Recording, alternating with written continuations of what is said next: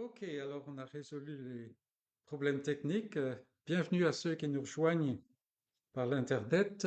Notre culte donc du 7 décembre 2025. Et nous allons lire pour commencer le psaume 122. Voilà, si vous voulez suivre, je fais la série maintenant des psaumes des cantiques des degrés. J'ai lu un livre qui m'a beaucoup touché. Et voilà. Donc on est dans le psaume 122, troisième psaume, troisième cantique des degrés.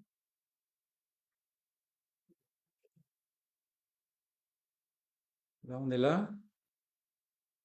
Donc c'est un cantique des degrés, c'est de David, et il dit devant le Seigneur, je suis dans la joie quand on me dit, allons à la maison de l'Éternel. Nos pieds s'arrêtent dans tes portes, Jérusalem. Jérusalem, tu es bâtie comme une ville dont les parties sont liées ensemble. C'est là que montent les tribus de l'Éternel, selon la loi d'Israël, pour louer le nom de l'Éternel. Car là sont les trônes pour la justice, les trônes de la maison de David. Demandez la paix de Jérusalem, que ceux qui t'aiment jouissent du repos, que la paix soit dans tes murs et la tranquillité dans tes palais. À cause de mes frères et de mes amis, je désire la paix dans ton sein. À cause de la maison de l'Éternel, notre Dieu, je fais des vœux pour ton bonheur. C'est la parole de Dieu. Et nous voyons dans ce petit psaume comment le pèlerin qui venait, on se rappelle que au moins une fois l'an, mais souvent trois fois l'année, tout juif mâle devait se rendre à Jérusalem pour adorer dans la maison de Dieu. Et ici, nous lisons, nous le voyons qui arrive à Jérusalem, qui voit toute tout ce que Jérusalem représente. Mais je veux simplement pointer, faire ressortir le fait qui peut nous échapper. Quand il parle de Jérusalem, pour un juif, toute la deuxième partie du mot, c'est le mot shalom, n'est-ce pas? Nous, on dit que c'est paix, mais en fait, c'est plus que la paix, c'est le bien-être. Et par exemple, vous voyez dans les deux derniers versets, à cause de mes frères et de je désire la paix dans ton sein. Je désire que Jérusalem, tu sois vraiment Jérusalem. Et puis, quand il parle à la fin, je fais des vœux pour ton bonheur. C'est ça le bonheur, hein, le shalom, le fait d'être bien. Et c'est à travers Dieu que nous sommes bien. L'autre chose à souligner brièvement, c'est que, en fait, ici, on ne parle pas de la Jérusalem terrestre. Parce que maintenant, nous sommes dans la Nouvelle Alliance. Et David ici parle selon la Nouvelle Alliance, bien qu'il soit dans l'Ancienne Alliance. En fait, on parle du peuple de Dieu qui est maintenant l'Église. Et Paul lui-même dit, la Jérusalem terrestre, elle est dans servitude. Mais nous sommes dans la liberté de Christ, n'est-ce pas? Et donc, nous nous réjouissons de cela. Je suis dans la joie quand on me dit. Et ce matin, nous venons devant l'Éternel, devant sa parole, dans le sein de son peuple, même si nous sommes peu, c'est une chose, mais nous sommes dans la joie. Et on se le dit les uns les autres, n'est-ce pas? On a ce désir. Prions, Seigneur. Notre Dieu, effectivement, c'est la joie dans notre cœur. Parce que nous ne regardons pas à notre rassemblement, à notre petit nombre, nous ne regardons pas à nos imperfections qui sont nombreuses, mais Seigneur, nous portons les regards sur toi. Et nous pouvons le faire parce que en Jésus-Christ, l'accès est ouvert et nous pouvons entrer avec assurance. Même le mot que ta parole utilise, c'est presque la hardiesse, l'audace, parce que nous sommes adoptés dans le bien-aimé. Ô Seigneur, grave ces choses sur notre cœur alors que nous sommes ensemble et donne-nous d'être fortifiés dans l'homme intérieur afin que nous puissions faire face à la vie dans ce monde qui est un monde complètement vicié à tout moment. Seigneur, sois avec nous, réunis-toi avec nous, fais-nous du bien. Donne-nous cette paix profonde qu'on trouve en Jésus-Christ, parce il a fait la paix par son sang. Sois avec nous, accompagne-nous, et sois avec tous ceux qui nous suivent et qui sont peut-être dans l'isolement, sois avec ton peuple aussi ce matin, Seigneur, ceux qui se réunissent dans toutes sortes de situations, et que ton nom soit glorifié aujourd'hui sur la terre. Amen. Nous allons chanter ensemble au numéro 48. Les cieux et la terre célèbrent ton cœur, la gloire du Père, du Dieu créateur. Numéro 48.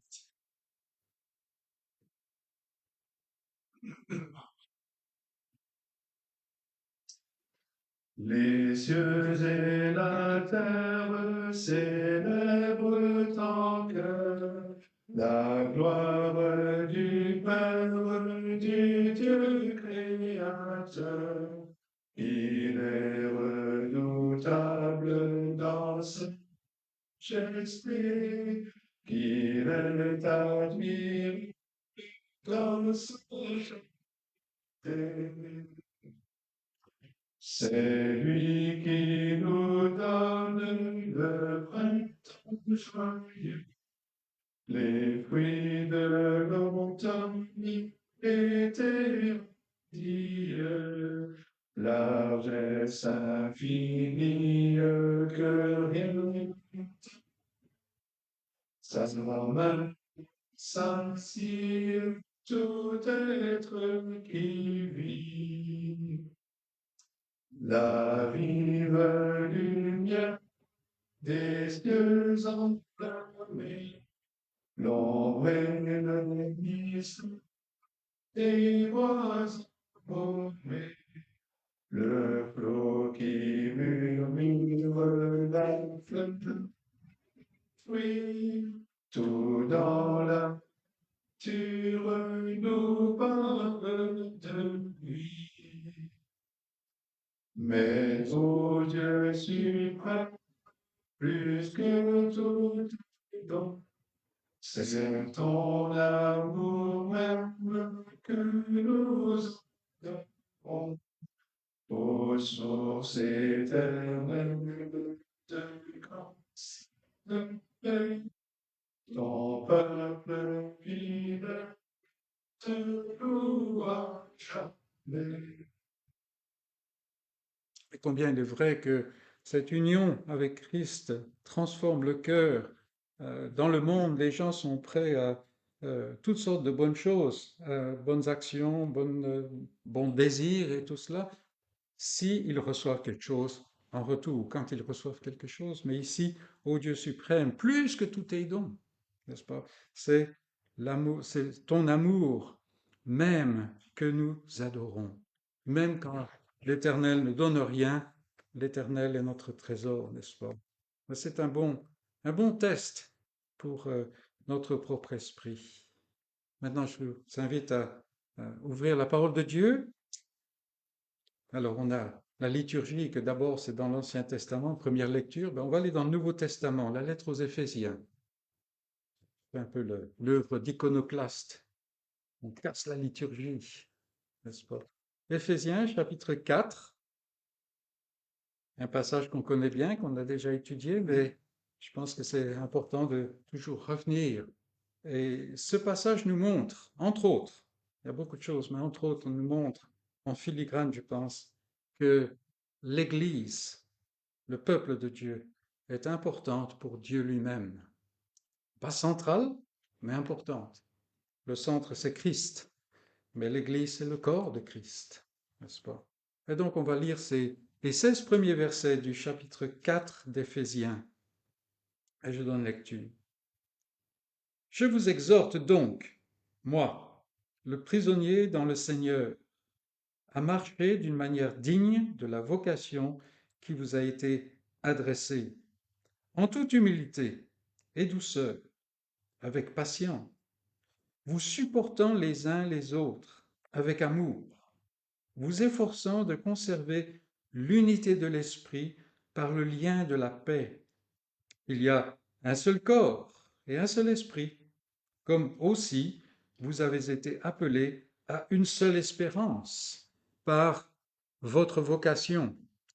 Il y a un seul Seigneur, une seule foi, un seul baptême, un seul Dieu et Père de tous, qui est au-dessus de tous et parmi tous et en tous. Mais à chacun de nous, la grâce a été donnée selon la mesure du don de Christ.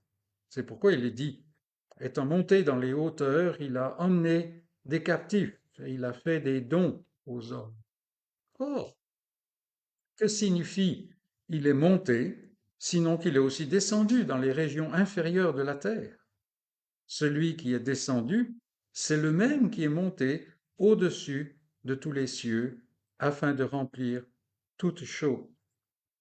Et il a donné les uns comme apôtres, les autres comme prophètes, les autres comme évangélistes, les autres comme pasteurs et docteurs, pour le perfectionnement des saints, en vue de l'œuvre du ministère, du service, et de l'édification du corps de Christ, jusqu'à ce que nous soyons tous parvenus à l'unité de la foi et de la connaissance du Fils de Dieu, à l'état d'homme fait, à la mesure de la stature parfaite de Christ.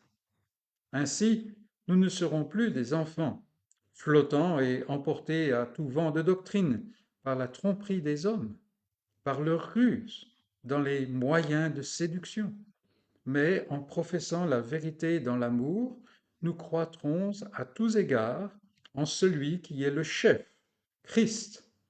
C'est de lui, et grâce à tous les liens de son assistance, que tout le corps, bien coordonné et formant un solide assemblage, tire son accroissement selon la force qui convient à chacune de ses parties et s'édifie lui-même dans l'amour.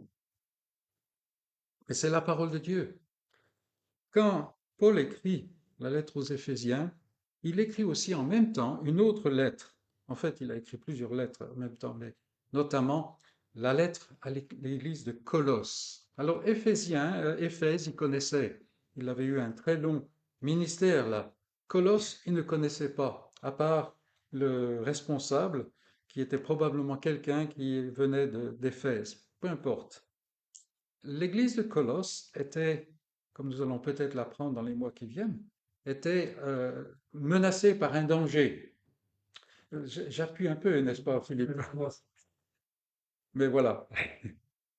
Et elle était menacée par un danger. Et ce danger, c'était que il y avait des gens qui étaient venus dans l'église de Colosse et qui enseignaient que oui, vous êtes convertis, c'est une bonne chose. Jésus-Christ, c'est une bonne chose. Mais c'est le départ. Et maintenant, il faut bâtir là-dessus. Alors, c'était tellement vrai qu'en fait, c'était faux.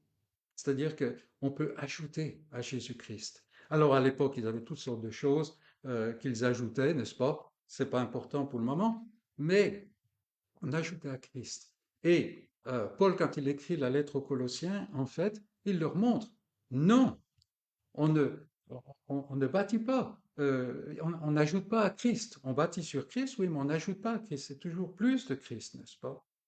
Ce qui est intéressant, c'est que quand il écrit aux Éphésiens en même temps, il écrit à une église qui n'est pas confrontée à ce danger. Pas encore, tout au moins, n'est-ce pas? Et pourtant, son remède est le même, n'est-ce pas? Christ n'est pas quelque chose, la plateforme de lancement, n'est-ce pas? Mais au contraire, il est celui qui est au bout de la course, la carrière, n'est-ce pas? On se rappelle Hébreux 12, n'est-ce pas? On court en ayant les yeux fixés. Et la nuée de témoins, en fait, c'est ceux qui disent, non, nous on a déjà couru et effectivement, lui, au bout, il nous a récompensés avec la couronne de vie, n'est-ce pas? Donc courez, et Christ, en fait, c'est celui qui initie la foi, mais c'est aussi lui qui est le but, qui l'amène à la perfection.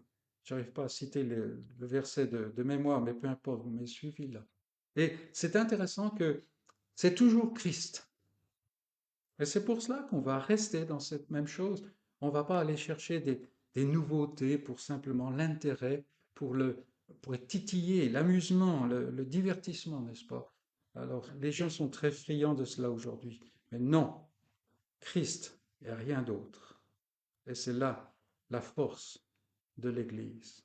Donc gardons ces choses à l'esprit parce que c'est vraiment fondamental pour nous si nous voulons rester fidèles au Seigneur. Tournons-nous maintenant vers notre livre de cantiques et je propose que nous chantions au 185. 185 qui reprend cela, en fait. Sur toi, pierre angulaire. Alors aujourd'hui, on a perdu un peu l'idée, le concept de la pierre angulaire, mais c'est celle qui sert comment, d'indication, de modèle pour toutes les arêtes d'un bâtiment, toutes les faces d'un bâtiment. Et si la pierre angulaire n'est pas droite, n'est pas comme il faut, le bâtiment va s'écrouler. Sur toi, pierre angulaire, 185.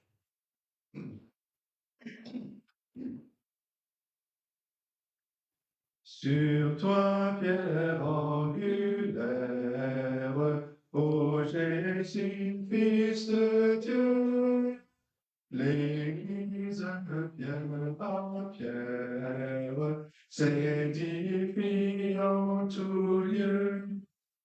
Tes yeux angulaires, sois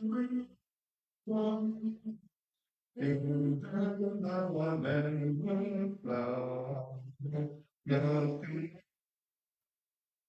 toi.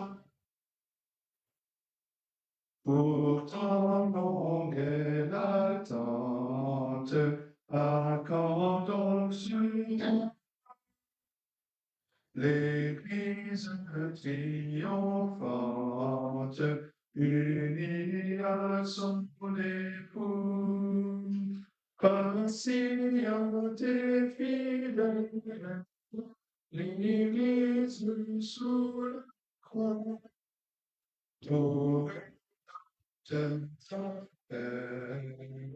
du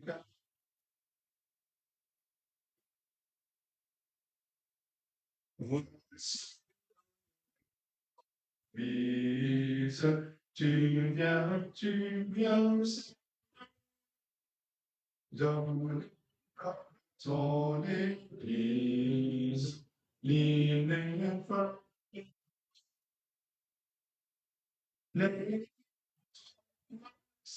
les nouvelles, car voici sur la nue ton roi ressuscité. Ouvrons la parole de Dieu dans l'Ancien Testament, psaume 145, à la toute fin du psautier. Le psaume 145, le psaume de la royauté.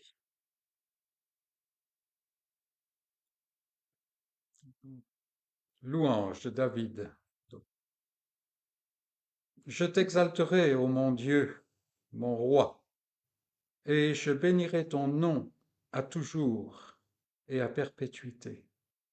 Chaque jour, je te bénirai, et je célébrerai ton nom à toujours et à perpétuité. L'Éternel est grand et très digne de louange, et sa grandeur est insondable. Que chaque génération célèbre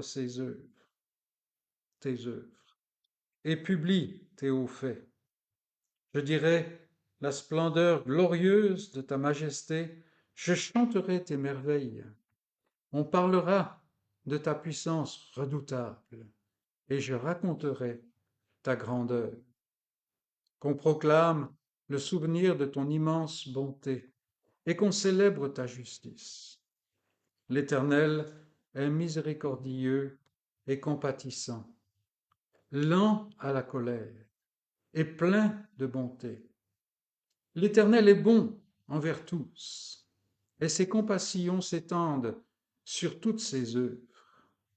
Toutes tes œuvres te loueront, ô Éternel, et tes fidèles te béniront. Ils diront la gloire de ton règne, et ils proclameront ta puissance, pour faire connaître aux fils de l'homme ta puissance et la splendeur glorieuse de ton règne. Ton règne est un règne de tous les siècles, et ta domination subsiste dans tous les âges. L'Éternel soutient tous ceux qui tombent. Il redresse tous ceux qui sont courbés. Les yeux de tous espèrent en toi, et tu leur donnes la nourriture en son temps. Tu ouvres ta main et tu rassasies à souhait tout ce qui a vie. L'Éternel est juste dans toutes ses voies, et miséricordieux dans toutes ses œuvres. L'Éternel est près de tous ceux qui l'invoquent, de tous ceux qui l'invoquent avec sincérité. Il accomplit les désirs de ceux qui le craignent, il entend leurs cris et il les sauve. L'Éternel garde tous ceux qui l'aiment et il détruit tous les méchants. Que ma bouche publie la louange de l'Éternel et que toute chair bénisse son saint nom à toujours et à perpétuité. Et voilà la parole de Dieu. L'Éternel règne et son règne n'a pas de fin. On ne peut pas le sonder comme il le dit, comme le psalmiste le dit ici. Insondable, on peut faire de notre recherche d'aller sonder cela, et Salomon l'avait fait, n'est-ce pas? Et puis finalement, il doit reconnaître que c'est au-delà de lui. Mais nous voyons ici une image, peut-être qu'on est trop habitué à cela, l'Éternel. L'Éternel, ça c'est un nom, un mot religieux qui peut devenir religieux, n'est-ce pas? Mais l'Éternel, c'est le Dieu qui est sans pareil. Et ici, on réfléchit et on voit les divinités parmi les hommes sont puissantes, des fois, impérieuses, mais rarement puissantes et bonnes. Alors je sais que le monde euh, objecte et dit, mais comment est-ce que Dieu peut être bon quand il y a tant de malheur dans le monde? En fait, là, c'est mettre la critique à la mauvaise adresse. L'Éternel est tout-puissant, mais il est aussi miséricordieux et compatissant, lent à la colère, plein de bonté. Qui est-ce qu'on peut décrire de cette manière? Il n'y a même aucun être humain qui puisse entrer dans cette description. Et donc c'est à nous, si nous lui appartenons, de nous réjouir, parce que nous avons cette assurance que l'Éternel a les yeux tournés vers nous en Christ. Et toute cette puissance nous appartient en lui, surtout la puissance sur le péché qui nous afflige tellement souvent, tellement régulièrement, n'est-ce pas, qui nous alourdit, qui nous enveloppe, comme dit l'auteur de la lettre aux Hébreux. Donc réjouissons-nous qu'il y a un tel Dieu. Et il y a aussi cet aspect, les gens disent, mais quand même, voilà que le Seigneur détruit tous les méchants. Est-ce que ça, c'est digne d'un Dieu d'amour, n'est-ce pas? Mais au contraire, celui qui ne lutte pas contre le mal est quelqu'un qui n'aime pas, en fait. C'est quand quelqu'un méprise quelqu'un qu'on aime, si on ressent aucune difficulté envers cette personne, alors il faut qu'on mette en question notre amour. Non, au contraire, la, la justice de Dieu est la manifestation de son amour. La colère de Dieu est la manifestation de son amour et du fait qu'il est parfait. Donc réjouissons-nous d'un tel Dieu.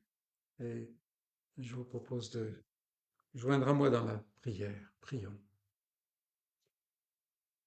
Seigneur notre Dieu, tu es vraiment un Dieu sans pareil. Et nous pouvons dire en toute vérité, Seigneur, que si tu ne t'étais pas révélé, nous ne pourrions même pas concevoir ton être. Ta parole nous dit que euh, ces choses sont au-delà même de ce qu'on peut imaginer. C'est jamais pensé, monter à notre pensée, la pensée de l'homme. Tu es au-delà. Et Seigneur, dans ta révélation, nous voyons ces choses qui nous écartèlent jusqu'au maximum et même qui vont au-delà. Nous ne pouvons pas sonder toutes les profondeurs de ton être. Nous n'arrivons même pas à sonder les dimensions de ton dessein d'amour qui est en Jésus-Christ.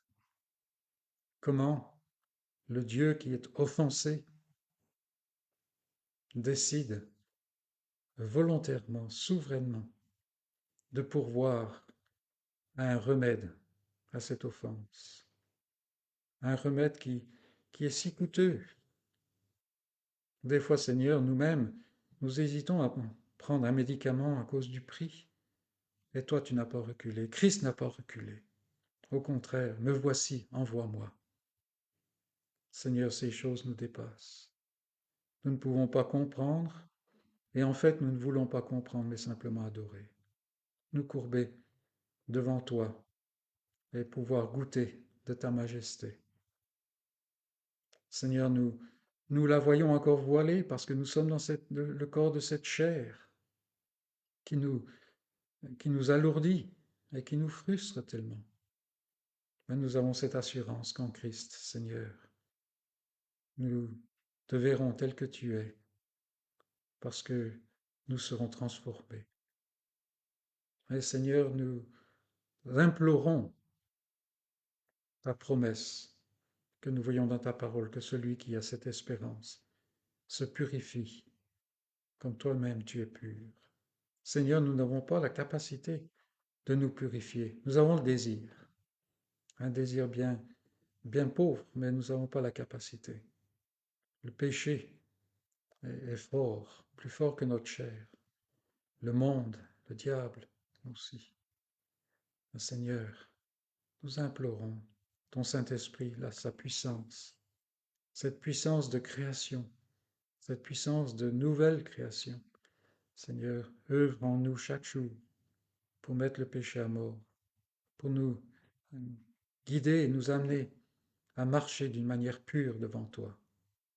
Sachant, Seigneur, que tant que nous sommes dans ce corps de mort, la mort s'attache à nous. Mais nous avons cette espérance que ce corps de mort sera posé dans la corruptibilité et que nous serons revêtus de l'incorruptibilité, l'immortalité, et que nous pourrons enfin, Seigneur, te louer à la mesure de ta merveille, la merveille de ton être. Donne-nous cette attente ardente pour ce jour, Seigneur. Donne-nous d'être à l'étroit dans ce monde, dans cette chair, d'être désireux, d'être revêtus de gloire. Non pas pour nous faire du bien à nous, Seigneur, mais pour pouvoir chanter tes louanges correctement. Seigneur, nous sommes devant toi, nous te demandons de nous faire du bien. Ce bien, ce bonheur qui est inclus dans ce mot de paix, de shalom, dont le monde ne connaît rien, dont nous ne connaissons rien en dehors de toi. Le fait d'être au repos, quelles que soient les circonstances, Seigneur, même en présence du péché, de savoir qu'il y a une espérance qui est cachée en Christ et dont nous avons reçu le gage, l'assurance déjà, et qui œuvre déjà en nous. Cet héritage qui nous est réservé, sachant que nous sommes réservés pour cet héritage, que tu nous protèges. Ô Seigneur, protège-nous de nous-mêmes, tout autant que des menaces extérieures. Fais du bien à ton Église, Seigneur, aujourd'hui, alors que dans une grande partie du monde, elle se réunit, Seigneur, pour entendre ta parole. Ô notre Dieu, tu sais que dans beaucoup d'endroits, même tes enfants vont se réunir, ne vont pas être nourris. Nous te prions, Seigneur, toi-même, de descendre des cieux en Jésus-Christ et par ton esprit, de les nourrir, d'ouvrir les yeux de ceux qui enseignent les choses des hommes, Seigneur, de les convaincre de leur péché, de les détourner de ce péché d'incrédulité. Et qu'aujourd'hui encore, Seigneur, nous puissions voir cette Église se lever avec puissance, comme une armée, non pas la puissance des hommes, qui n'est rien du tout, mais la puissance de ton esprit. Une puissance qui peut faire venir la lumière hors des ténèbres, qui crée la vie du milieu de la mort. Te prions qu'aujourd'hui, Seigneur, des âmes entendre cette voix qui réveille les morts et puisse sortir de la mort pour aller vers la vie. Et quant à nous, Seigneur, nous te prions que tu nous instruises dans ta parole, mais pas simplement nous instruire notre tête. Seigneur, nous sommes tellement bons à cela. Mais que, Seigneur, tu touches notre cœur. Tu nous amènes à voir que nous nous sommes rencontrés avec le Dieu vivant, que nous soyons plongés dans l'humilité reconnaissante de cette intimité avec toi, que celui qui a créé toutes ces galaxies, qui les maintient chaque seconde dans leur perfection, Seigneur, celui-là qu'on descend à venir communier avec nous. C'est incompréhensible, Seigneur, et le monde a raison en disant que nous sommes pleins de présomption. Si ce n'était pas toi, Seigneur, ce serait vrai. Mais non, nous avons ce privilège, Seigneur, de nous rencontrer avec toi. Oh, ne nous laisse pas de côté, Seigneur. Alors que tu touches d'autres cœurs, ne laisse pas le nôtre sans être touché. Nous ne le méritons pas, mais en Jésus-Christ, tu t'es engagé. Tu as promis, Seigneur, et nous faisons valoir devant toi cette promesse. Sois avec nous, sois avec ton peuple, partout où il est. Soutiens ceux qui sont affligés. Nous pensons à ceux qui subissent les persécutions ou même les catastrophes, la guerre et les choses naturelles, qui ont la tentation d'avoir l'esprit attiré ailleurs. Seigneur, sois avec eux, protège-les dans le creux de ta main. Nous savons que, Seigneur, notre bien-être ne vient pas des circonstances, que nous pouvons être dans la joie au milieu du deuil, au milieu de la souffrance. Mais nous te prions, Seigneur, d'alléger ces souffrances, car nous sommes faits de chair, tu le sais. Et nous te prions pour ceux de tes enfants, Seigneur, qui sont dans l'abondance, et là où cette abondance, ce bien-être risque, menace d'éteindre leur foi. Oh Seigneur, réveille-les, même si le réveil peut être douloureux. Fais cette œuvre de grâce, Seigneur, et sois avec nous ici, Seigneur. Donne-nous d'entendre ta voix dans le Saint-Livre et réjouis nos cœurs, Seigneur, pour la gloire de ton nom. Amen. Et donc avant le message, nous allons chanter au 168. 168, un cantique que nous connaissons très très bien, mais veillons à ce que la familiarité ne nous dérobe pas la puissance de ces paroles, n'est-ce pas? Redites-moi l'histoire, parce qu'il n'y en a pas d'autre. Il n'y en a pas d'autre. Et celle dont le cœur est touché par la grâce, ne veut pas d'autre histoire, l'histoire de l'amour de Jésus. 168.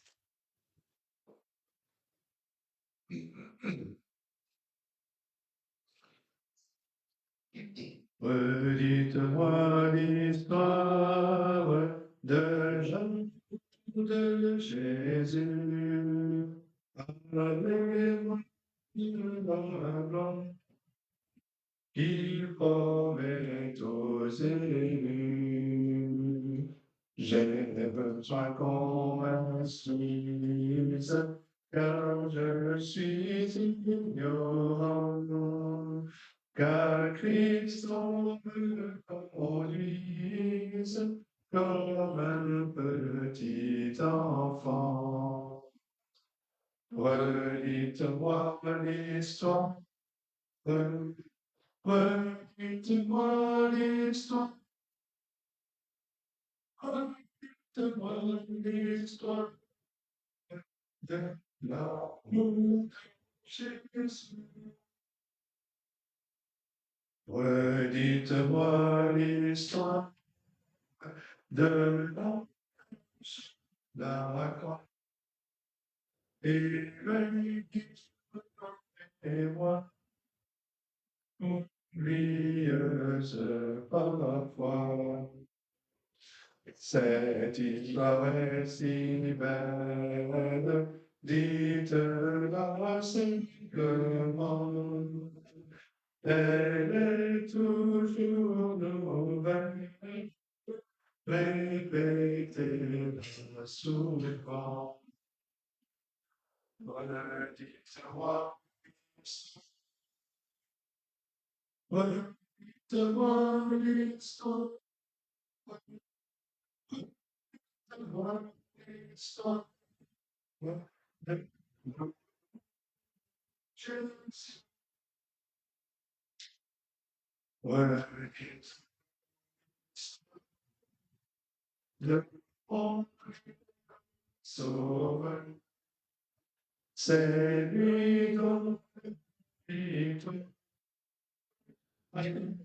si le pécheur, ce glorieux message, ô dites le roi, lorsque Jésus lorsque périt ma foi, redites-moi l'histoire, redites-moi l'histoire, redites-moi l'histoire de la Jésus. Redites-moi l'histoire quand te trompe, me renseigne toi, et prie de mon bonheur. Et quand loin de la terre, je me prendrai les hommes, enfermés aux pierres, et je entends encore. Redites-moi l'histoire, redites-moi l'histoire,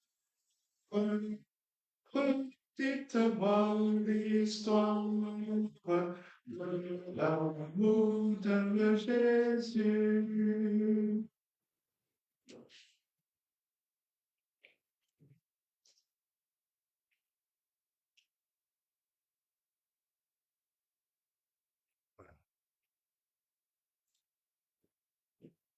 Je vous invite à ouvrir la parole de Dieu dans la lettre aux Hébreux, chapitre 13, et nous poursuivons donc notre étude de ce dernier chapitre de cette lettre.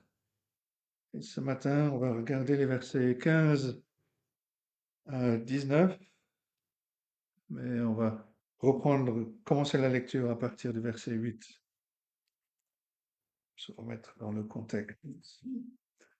Hébreux chapitre 13, donc, et nous commençons la lecture au verset 8. Et voici la parole de Dieu. Jésus-Christ est le même hier, aujourd'hui et éternellement. Ne vous laissez pas entraîner par des doctrines diverses et étrangères, car il est bon que le cœur soit affermi par la grâce et non par des aliments qui n'ont servi à rien à ceux qui s'y sont attachés. Nous avons un autel dont ceux qui font le service au tabernacle n'ont pas le droit de manger. Les corps des animaux dont le sang est porté dans le sanctuaire par le souverain sacrificateur pour le péché sont brûlés hors du camp. C'est pour cela que Jésus aussi, afin de sanctifier le peuple par son propre sang, a souffert hors de la porte. Sortons donc pour aller à lui hors du camp, en portant son opprobre, car nous n'avons point ici-bas de cité permanente, mais nous cherchons celle qui est à venir. Par lui, offrons sans cesse à Dieu un sacrifice de louange, c'est-à-dire le fruit de lèvres qui confesse son nom. Et n'oubliez pas la bienfaisance et la libéralité, car c'est à de tels sacrifices que Dieu prend plaisir. Obéissez à vos conducteurs et ayez pour eux de la déférence, car ils veillent sur vos âmes dont ils devront rendre compte. Qu'il en soit ainsi, afin qu'ils le fassent avec joie, et non en gémissant, ce qui ne vous serait d'aucun avantage. Priez pour nous, car nous croyons avoir une bonne conscience, voulons en toutes choses bien nous conduire. C'est avec instance que je vous demande de le faire, afin que je vous sois rendu plus tôt. Et c'est la parole de Dieu. Quand on veut résumer le message d'un livre, en particulier le message d'une épître du Nouveau Testament, très souvent, un seul verset suffit. Par exemple, pour la lettre aux Romains, on a le thème qui est exposé dès le début, dans une des plus grandes déclarations. Romains 1, verset 17. Dans l'Évangile est révélée la justice de Dieu par la foi et pour la foi. Selon qu'il est écrit, le juste vivra par la foi. Le message de la lettre aux Galates peut être résumé au chapitre 2, dans le verset 16, sachant que ce n'est pas par les œuvres de la loi que l'homme est justifié, mais par la foi en Jésus-Christ. Nous aussi, nous avons cru en Jésus-Christ afin d'être justifiés par la foi en Christ et non par les œuvres de la loi, parce que personne ne sera justifié par les œuvres de la loi. Et on pourrait, je pense, résumer et trouver le verset qui résume chaque lettre du Nouveau Testament. Et si on devait choisir un verset pour résumer cette lettre aux Hébreux, ce serait sans doute le verset 15 de ce passage de ce 13e chapitre. Par lui, par Jésus, offrons sans cesse à Dieu un sacrifice de louange, c'est-à-dire le fruit de lèvres qui confesse son nom. Ça nous amène donc au premier point, une vie de sacrifice. Contrairement à la lettre aux Romains ou à la lettre aux Galates que je viens de citer, la lettre aux Hébreux ne se concentre pas sur la doctrine de la justification. Bien sûr, elle est en accord avec cette merveilleuse réalité. Elle va même au-delà. Mais comme le dit un commentateur de manière très juste, il dit le sujet de l'épître aux Hébreux n'est pas notre justification ni notre délivrance de la condamnation, mais notre entrée dans la joyeuse communauté qui adore Dieu, qui loue Dieu, le Seigneur Jésus-Christ présidant cette adoration. Dans l'Épître aux Hébreux, comme dans aucun autre livre, est présenté un être humain qui croit et qui est laissé ici pour quelques années de pèlerinage sur terre, mais qui est en réalité occupé par le ciel, par le trône qui s'y trouve, par le souverain sacrificateur, Jésus, le Fils de Dieu. Et on peut démontrer cela en faisant un court résumé de cette lettre que l'on vient d'étudier. On arrive à la fin, au terme de cette étude. Le chapitre 1, rappelez-vous, parle de la suprématie du Seigneur Jésus-Christ. Et tout de suite, le chapitre 2 donne la principale désignation du Seigneur Jésus-Christ, à savoir qu'il est le précurseur, qu'il est le pionnier de notre salut. Hébreux 2, verset 10, et c'est l'enseignement de cette lettre que le Seigneur Jésus-Christ nous précède, qu'il ouvre la voie que l'on doit suivre pour entrer dans la présence de Dieu. Il élimine tous les obstacles, il satisfait toutes les exigences. Il amène de manière effective tous ceux qu'il sauve pour être des adorateurs devant Dieu le Père. Au chapitre 2, les versets 12 et 13, nous avons les paroles du psaume 22 qui sont mises dans la bouche du Seigneur Jésus-Christ. J'annoncerai ton nom à mes frères, je te célébrerai au milieu de l'assemblée. Et encore, me voici, moi, les enfants que Dieu m'a donnés. C'est les versets 12 et 13 du chapitre 2. Dans les chapitres 3 et 4, l'exhortation principale, c'est qu'on ne doit pas suivre l'exemple des Israélites avant nous, qui ont fait demi-tour avant d'atteindre la terre de la promesse.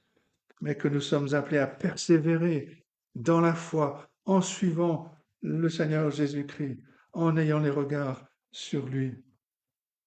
Si on saute un peu plus loin, le chapitre 6 nous dit que le serment de l'alliance de Dieu est ancré dans les cieux, comme une espérance certaine qu'il est garanti par le Seigneur Jésus-Christ, lui qui nous a précédés dans la gloire.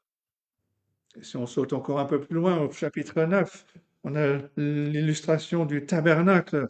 Vous vous rappelez qu'il y avait cette séparation dans le tabernacle, ce voile. Et le point important, c'est que le Seigneur Jésus-Christ a ouvert la voie dans le Saint des Saints, là où Dieu même réside, contrairement aux sacrificateurs juifs de l'Ancienne Alliance qui n'apportaient que le sang des animaux, des taureaux, des boucs, un sang qui ne pouvait pas lever ce voile, enlever ce voile. Le Seigneur Jésus-Christ a ouvert la voie une fois pour toutes en apportant son propre sang. Son sacrifice parfait non seulement enlève cette barrière, cette séparation, mais il nous sanctifie aussi. Il sert, comme le dit l'auteur au chapitre 9, verset 14, à purifier notre conscience des œuvres mortes, afin que nous servions le Dieu vivant. Et donc au chapitre 10, l'auteur arrive à cette conclusion, au verset 19 et suivant. Nous avons donc, frères, au moyen du sang de Jésus, une libre entrée dans le sanctuaire, par la route nouvelle et vivante qu'il a inaugurée pour nous au travers du voile, c'est-à-dire de sa chair. Et nous avons un souverain sacrificateur établi sur la maison de Dieu. Approchons-nous donc avec un cœur sincère dans la plénitude de la foi, des cœurs purifiés d'une mauvaise conscience, le corps lavé d'une eau pure.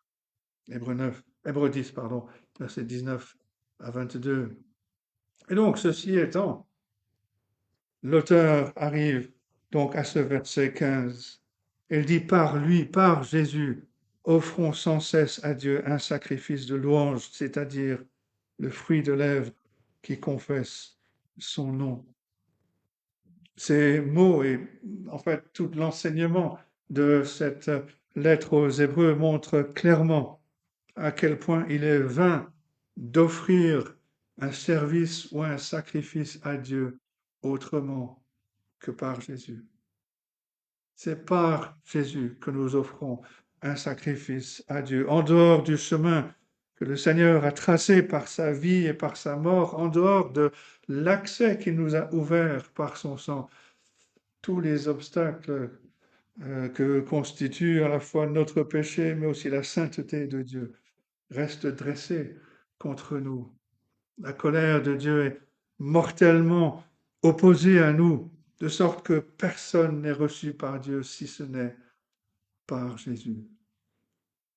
Et ce verset explique ce que cela signifie pour la vie chrétienne.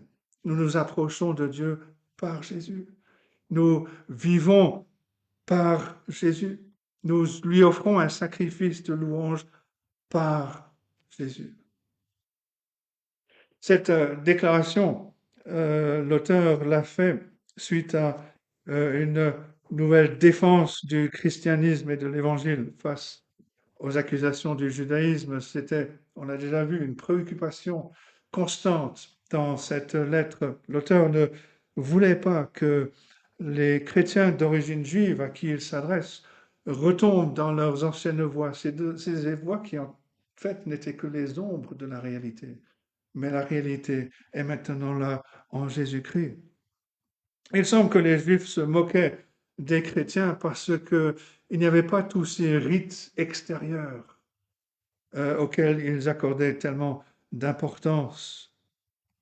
Dans ce même chapitre, au verset 9, ils se moquaient parce que les chrétiens ne participaient à leurs fêtes juives, qu'ils n'observaient pas les lois précises concernant la nourriture. Et l'auteur leur dit au verset 10, en parlant de la foi en Christ, il dit, nous avons un autel, dont ceux qui font le service au tabernacle n'ont pas le droit de manger. Les chrétiens étaient ridiculisé parce qu'il n'offrait aucun sacrifice à Dieu. Et l'auteur répond en soulignant le sacrifice tout-puissant qui a déjà été offert par le Seigneur Jésus-Christ à notre place. C'est pour cela, verset 12, que Jésus aussi, afin de sanctifier le peuple par son propre sang, a souffert hors de la porte. Mais maintenant, il souligne que les croyants ont bien un sacrifice à offrir à Dieu, à savoir l'offrande spirituelle de toute notre vie. Un sacrifice qui n'est pas offert pour le pardon des péchés, mais c'est plutôt un sacrifice de gratitude, un sacrifice de louange. Et dans le judaïsme de l'Ancien Testament, ce sacrifice fait référence à l'offrande d'action de grâce, qui n'était pas offerte pour expier les péchés, mais qui était offert en signe de gratitude envers Dieu pour les dons qu'il accordait. Et en fait, les mots grecs qui sont utilisés pour sacrifice de louange sont les mêmes que l'on retrouve dans la version grecque de l'Ancien Testament, dans Lévitique 7, qui justement prescrivent l'accomplissement de tels sacrifices d'action de grâce.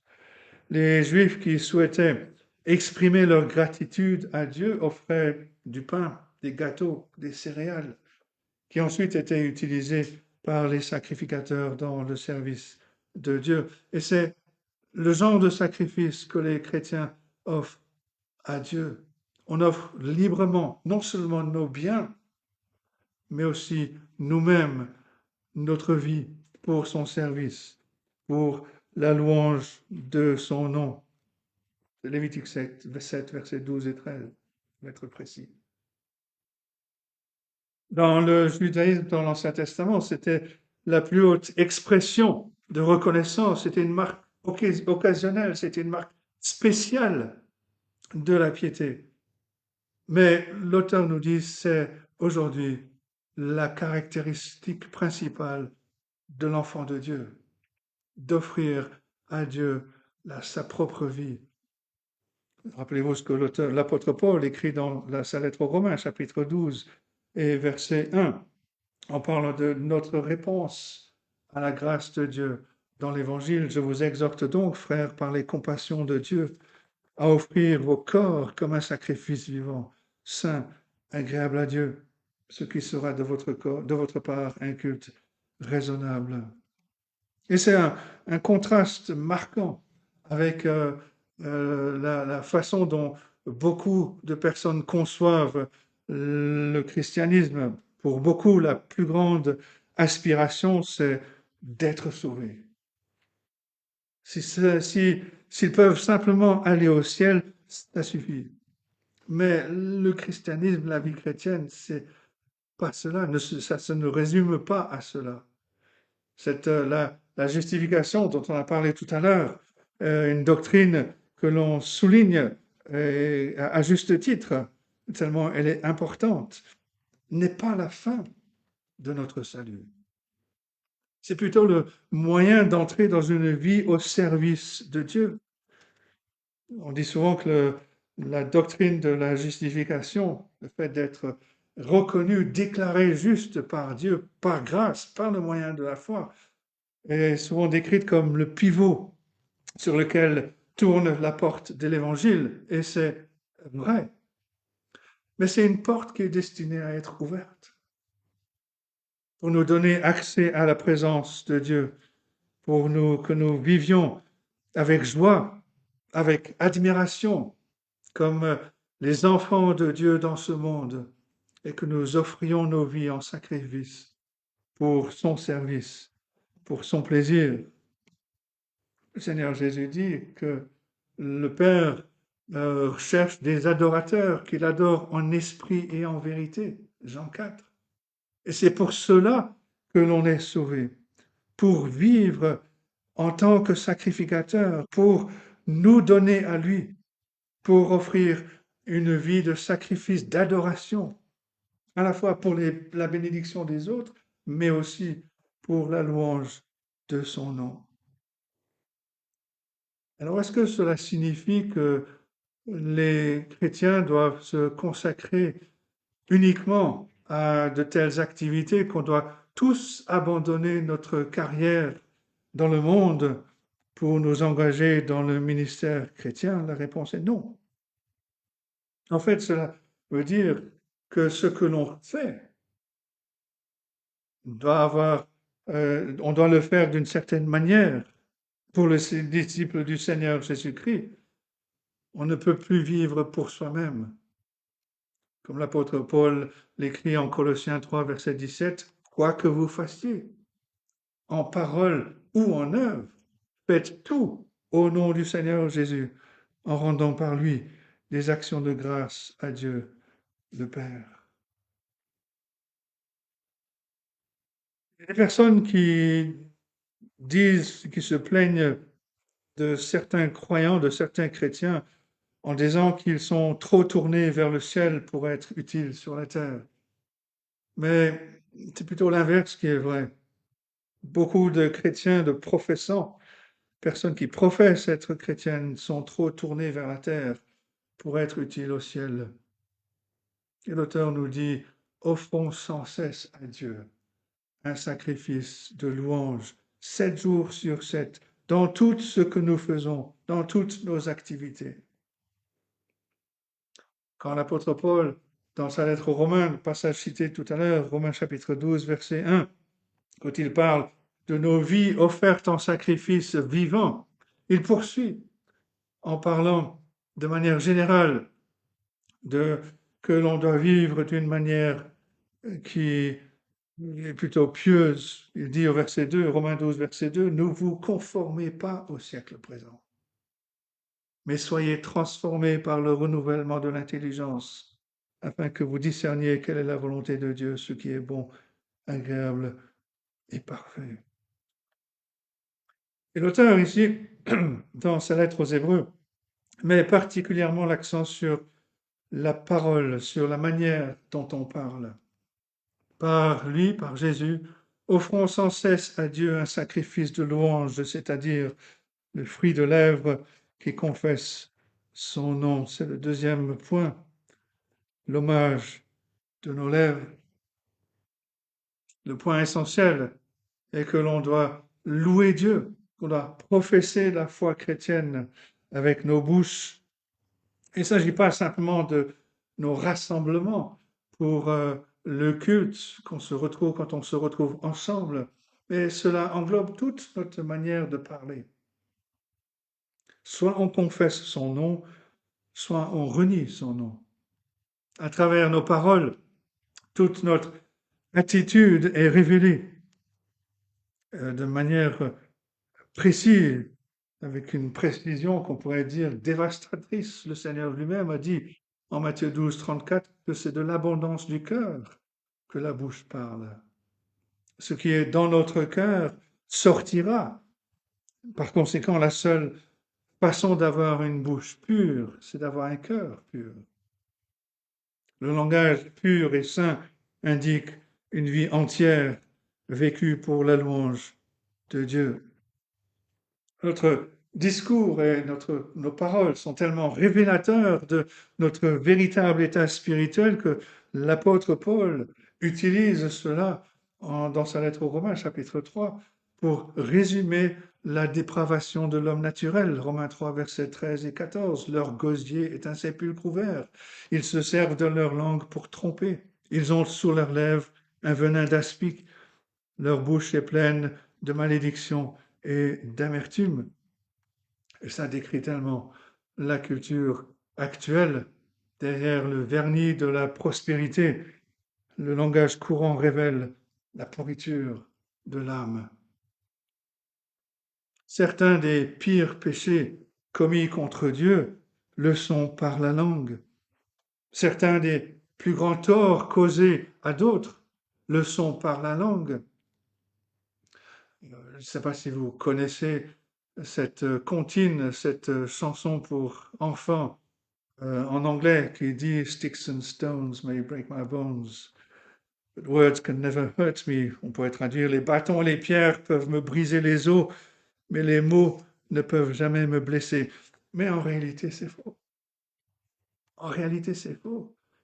L'apôtre Jacques écrit dans sa lettre, chapitre 3, les versets 6 à 8, il dit, la langue aussi est un feu. C'est le monde de l'iniquité. La langue est placée parmi nos membres, souillant tout le corps, enflammant le cours de la vie, étant elle-même enflammée par la géhenne. La langue, aucun homme ne peut la dompter. C'est un mal qu'on ne peut réprimer. Elle est pleine d'un venin mortel. Et on peut tous penser à des choses qui nous ont été dites, peut-être récemment, peut-être il y a des années, qui nous ont profondément marqués, qui ont créé un mal dans notre vie. Mais on a peut-être nous-mêmes fait la même chose à d'autres. Les paroles, les mots sont des armes puissantes, mais ce sont aussi des instruments puissants de bénédiction et d'adoration. L'auteur utilise l'expression le fruit des lèvres.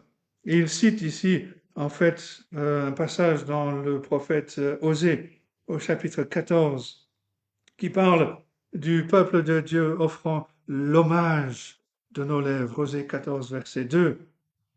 La référence est bien sûr aux offrandes sacrificielles. Nos lèvres sont considérées comme des autels sur lesquels nos cœurs rendent grâce au Seigneur. Ce qui a bien plus de valeur aux yeux de Dieu que toute manifestation religieuse extérieure qu'on peut lui offrir, c'est qu'on lui consacre notre parole, nos mots, ce que l'on dit, que l'on offre en sacrifice. C'est quelque chose que l'on doit rechercher dans la prière, qu'on doit cultiver en tant que chrétien. Demander à Dieu de sanctifier nos lèvres, afin que nos lèvres, nos bouches soient les servantes de sa volonté, une source de plaisir pour lui. Bien entendu, cela nécessite la transformation du cœur, ce qui est le but recherché. La sainteté de notre parole sera vue, sera manifestée quand les commérages, les blagues grossières, les jurons, les plaintes cèdent la place à des paroles encourageantes, des paroles édifiantes, des paroles qui sont sages, des paroles qui louent Dieu. L'auteur donc utilise au verset 15, il utilise cette expression, il parle de nos lèvres comme des instruments d'adoration. Le verset 16 se tourne maintenant vers des actes concrets d'amour et de bonté, et en particulier vers la générosité, pardon. N'oubliez pas la bienfaisance et la libéralité, car c'est à de tels sacrifices que Dieu prend plaisir. Et c'est le troisième point, les bienfaits du partage. Cela inclut bien sûr le fait d'agir avec bonté envers les autres, d'œuvrer pour leur bien-être à la fois spirituel et temporel. Cela fait surtout référence à la volonté de montrer notre générosité envers ceux qui sont dans le besoin, de donner librement de nos richesses, parce que nous aimons les autres plus que notre argent.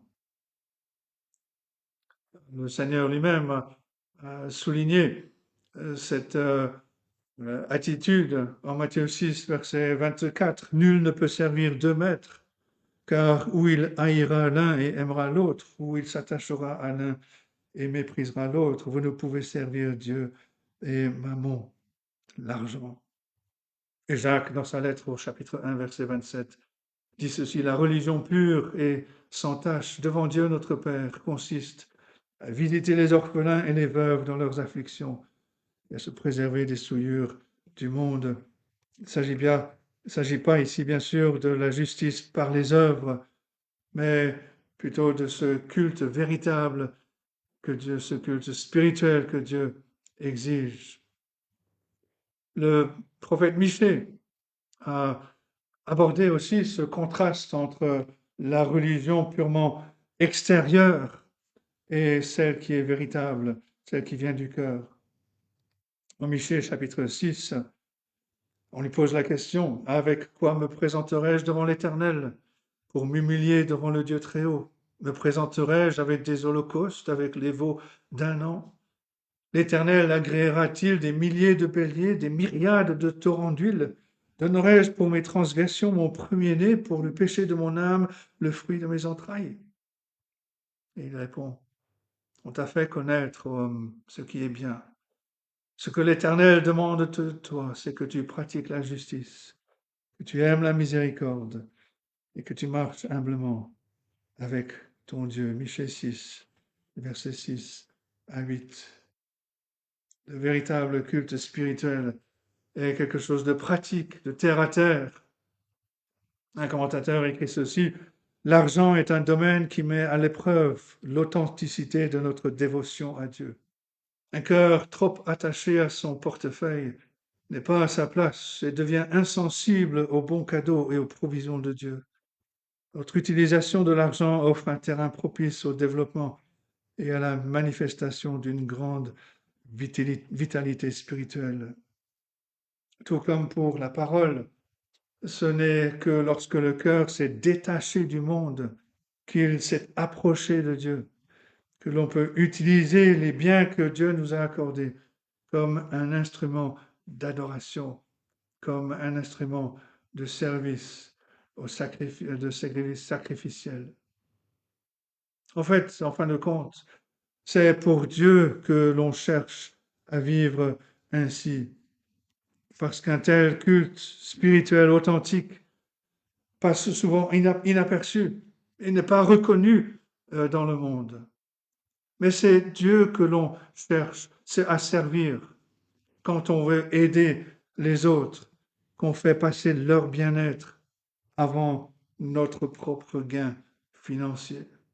Notre utilisation saine de l'argent va aussi enseigner aux plus jeunes ce que signifie faire confiance au Seigneur. Et cela va aussi manifester notre propre confiance que Dieu pourvoira à nos besoins. Et notre passage se termine par une exhortation à se soumettre au conducteur spirituel établi dans l'Église. Le quatrième point, suivre les conducteurs. Ça semble être distinct de l'appel à offrir des sacrifices spirituels. Et cela semble conclure l'exhortation qui a commencé au verset 7, où l'auteur a déjà fait référence au conducteur de l'Église. Dans une culture autonome comme la nôtre, la soumission à l'autorité établie par Dieu est un véritable exercice spirituel.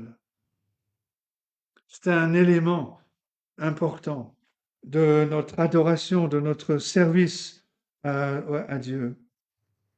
Et dans la parole de Dieu, toute soumission, que ce soit celle des citoyens envers leurs dirigeants, celle des enfants envers leurs parents ou des épouses envers leurs maris, toute soumission est faite au Seigneur.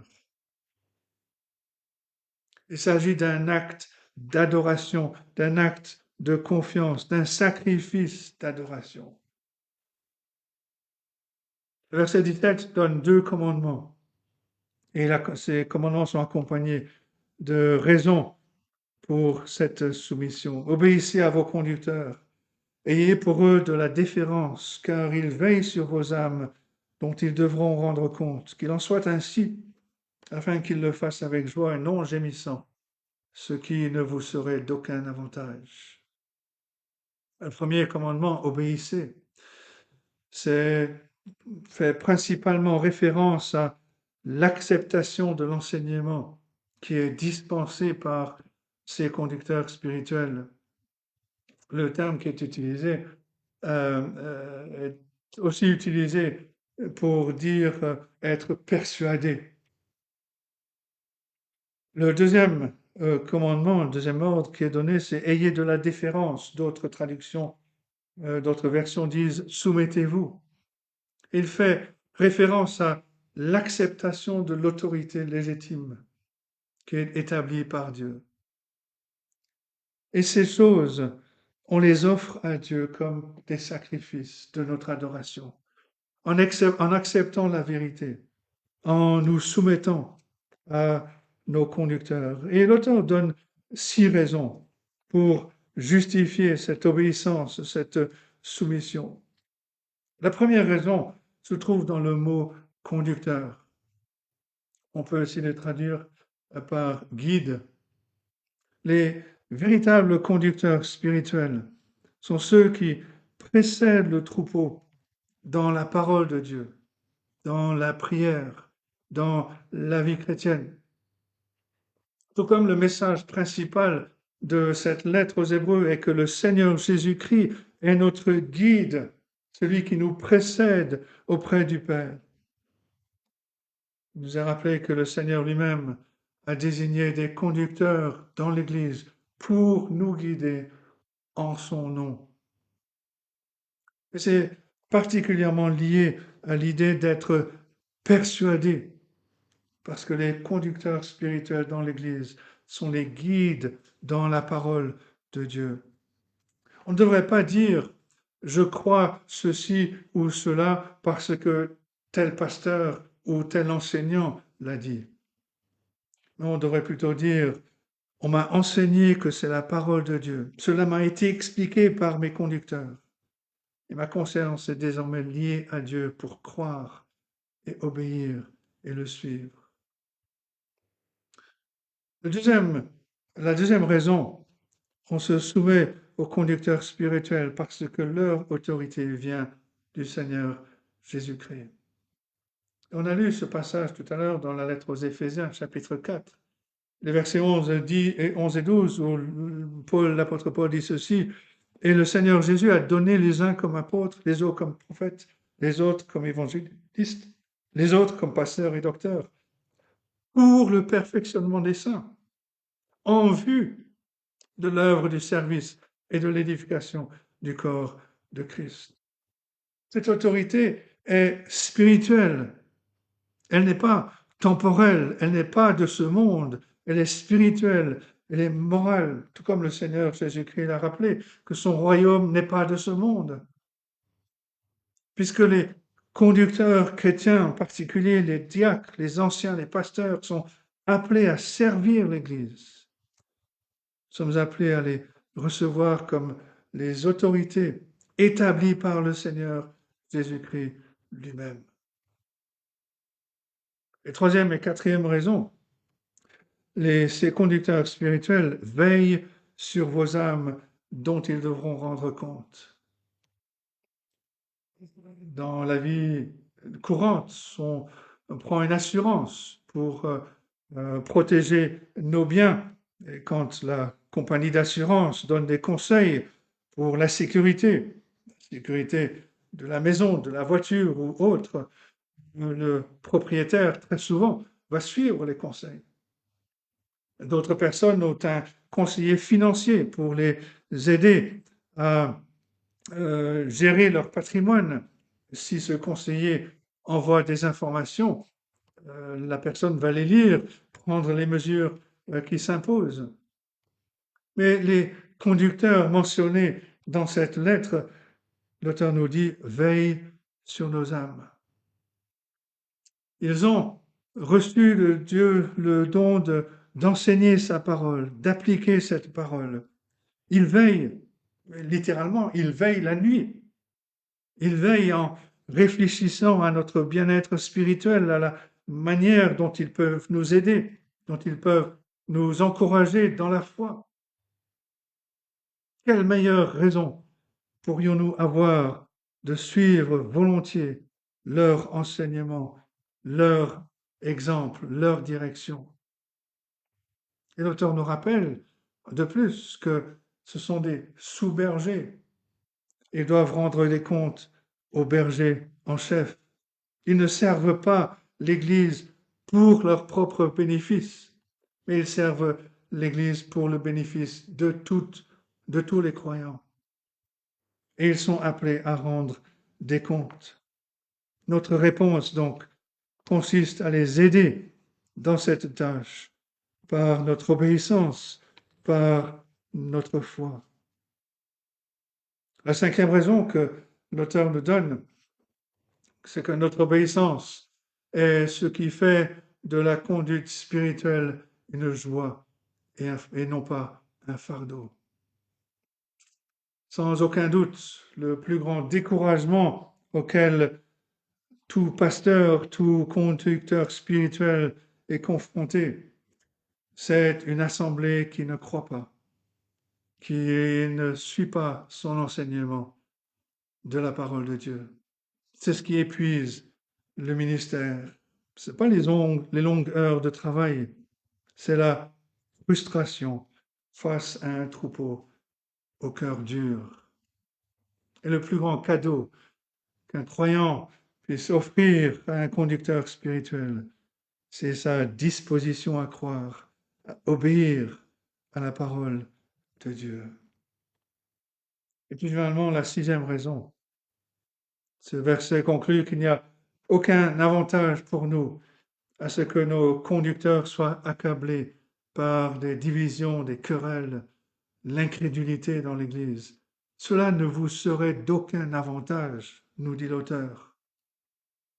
Il y a certainement peu de bénédictions plus riches dans la vie qu'une Église qui est unifiée, une Église qui est spirituelle, à laquelle on appartient, et chacun de nous joue un rôle essentiel dans l'édification d'un tel corps. Si on inversait ce verset, il sert d'introduction utile à tous ceux qui souhaitent assumer un rôle de conducteur spirituel. On doit être des guides dans la parole de Dieu, mais aussi dans la vie chrétienne, en mettant en pratique ce qu'on prêche, en montrant un exemple. On porte le fardeau de l'autorité et donc on porte le fardeau de la responsabilité. Cela nous empêche de dormir la nuit parce qu'on pense au message que l'on va prêcher, parce qu'on pense aux brebis qui pourraient éventuellement s'égarer, parce qu'on connaît les chagrins des cœurs, parce qu'on pleure sur ceux qui souffrent. Et à cela, on ajoute la conscience que l'on doit rendre des comptes de la manière dont on a pris soin des troupeaux. Et le conducteur spirituel devrait y penser lorsqu'il est tenté de pécher ou de négliger son devoir. Bien qu'on exerce une autorité, celle-ci est au nom du Seigneur Jésus, et donc être à l'image du Seigneur Jésus-Christ. Et même les hommes les plus forts réalisent qu'ils ont besoin de la grâce pour une telle vocation.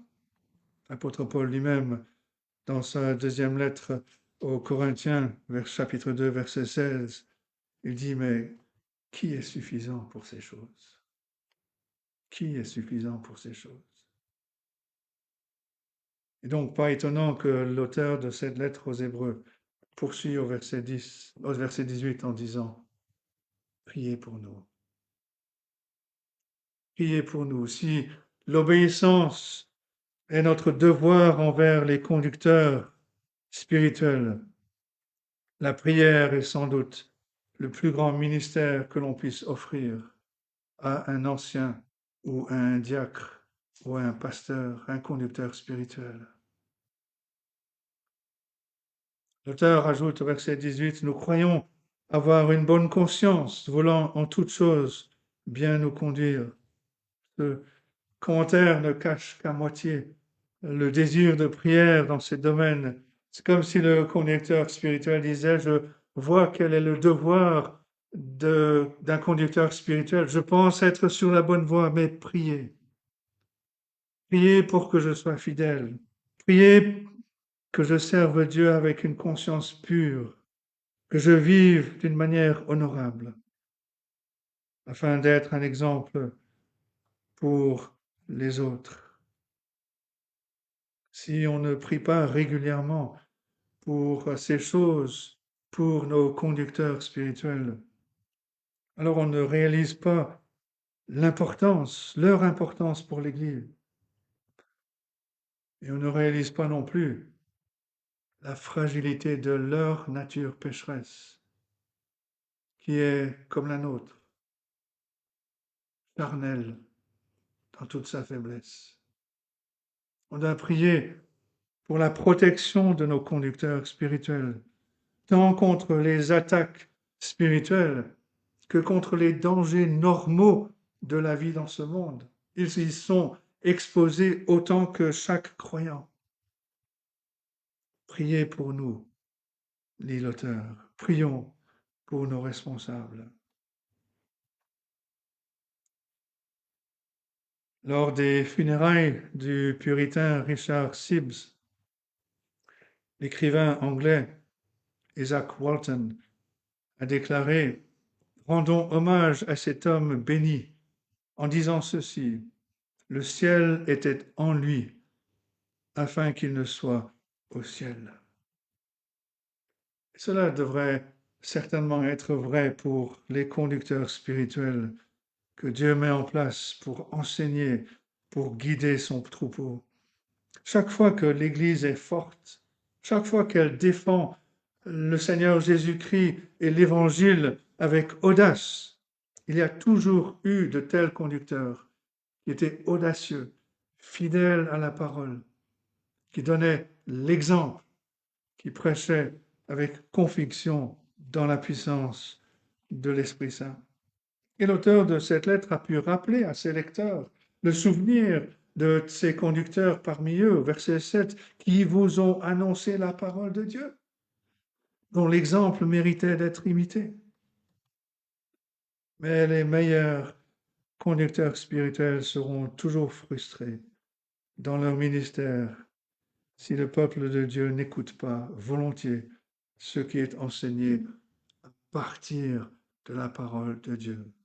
S'il ne croit pas, s'il ne met pas en pratique, s'il ne consacre pas sa vie à Dieu dans l'adoration, dans la prière, dans le service, parce que c'est là la vie chrétienne. Et quand les bergers et les brebis vivent en harmonie devant le Seigneur, ce que Isaac Walton a dit de Richard Sibbes peut être vrai pour chacun d'entre nous, à savoir que le ciel sera en nous pendant qu'on marche sur la face de cette terre, avant qu'on soit nous-mêmes au ciel. Offrons donc, par le Seigneur Jésus-Christ, sans cesse à Dieu un sacrifice de louange, le fruit de lèvres qui confessent son nom. Dieu nous aide à méditer ces choses et qu'il bénisse sa parole à nos cœurs.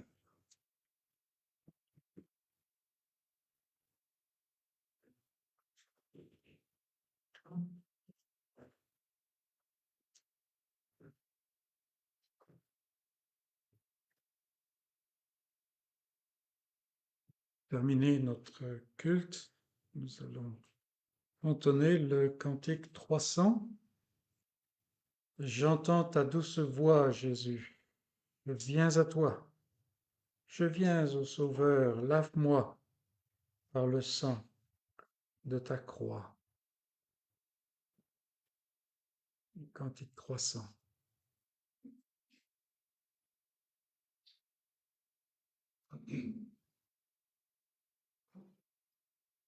J'entends ta douce voix, Jésus, je viens à toi.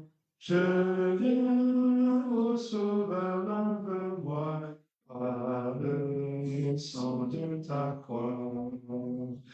Jésus, roi des rois, qui mourut pour moi. Je veux rester avec toi, tiens-moi près de ta croix. J'entends ta douce voix qui me dit crois en moi. Je crois, soutiens ma foi, tiens-moi près de ta croix. Jésus, roi des rois, qui mourut pour moi. Je veux rester avec toi, tiens-moi près de ta croix. J'entends ta douce voix, elle pénètre en moi, et me comme toi de l'amour de la croix. Jésus, roi des rois, qui mourut pour moi. Je veux rester avec toi, tiens-moi près de ta croix.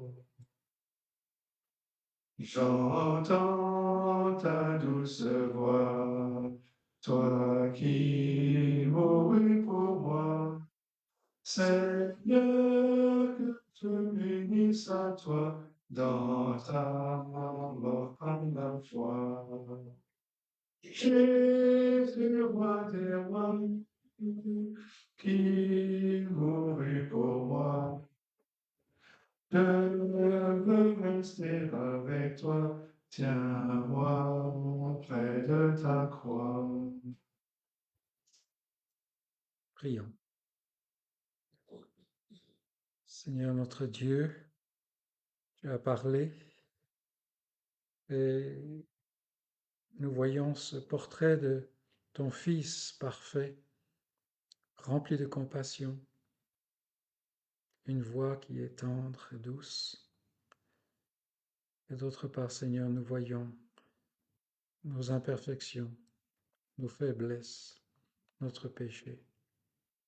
Et nous tournons vers toi pour t'implorer, Seigneur, par ton esprit, d'œuvrer en chacun de nous, d'œuvrer en chacun de tes enfants, Seigneur, afin d'accomplir ton dessein, afin, Seigneur, de nous amener par la puissance de ton esprit à mettre à mort cette chair qui résiste à la douce voix de Christ, et de marcher toujours davantage, Seigneur, dans ses pas, ressembler à lui, marcher selon ta volonté et te donner la joie que tu cherches. Ô notre Dieu, sois béni à tout jamais, parce que ton amour ne nous laisse pas à nos propres inventions. Tu nous poursuis afin de nous amener là où tu veux, là où tu es. Seigneur, continuez. Sois avec nous pendant ce temps de cette semaine. Garde-nous et magnifie ton nom parmi ton peuple. Nous te prions Jésus-Christ. Amen. Ouais. C'est ici la fin de notre culte. Bon dimanche à chacun, là où vous êtes, et bonne semaine.